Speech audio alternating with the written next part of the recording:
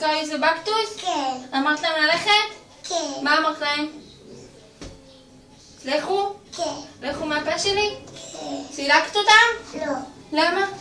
רגע. תסלקי אותם. כן. כן, תגידי להם. זה סוס. זה סוס. למה? מה מפריע לך? מה? אנחנו כבר הולכים לגן. אז חכי, שגדולים. יאללה, יובל, אנחנו כבר הולכים. את רוצה לבוא איתנו? יאללה, בואי.